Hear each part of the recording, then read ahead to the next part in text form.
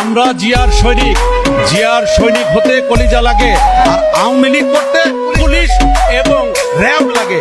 আমরা জিয়ার সৈনিক, আমরা কাউকে দেখে ভয় পাই না, আমরা গণতান্ত্রিক আন্দোলন করতেও ভয় পাই না। পুলিশ র্যাব ছাড়া আমাদের সাথে মাঠে আসুক, আমরা দেখব আমাদের সাথে তারা পারে কিনা, 1 ঘন্টা টিকতে পারে কিনা। আমরা দেশের জন্য লড়াই করছি, দেশের মানুষের মুক্তির জন্য লড়াই করছি, দেশের মানুষের ভোটাধিকার ফিরিয়ে দেওয়ার জন্য সংগ্রাম করছি। এই বিদ্যুৎ সেক্টরে কত টাকা এই গভর্নমেন্ট খরচ করেছে এটা ইতিমধ্যে আপনারা ভালো করে জানেন।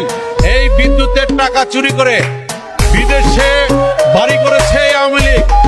সেই বিদ্যুতের আজ লোডশেডিং এর প্রতিবাদে আজকে আমাদের এই বিশাল পদযাত্রা।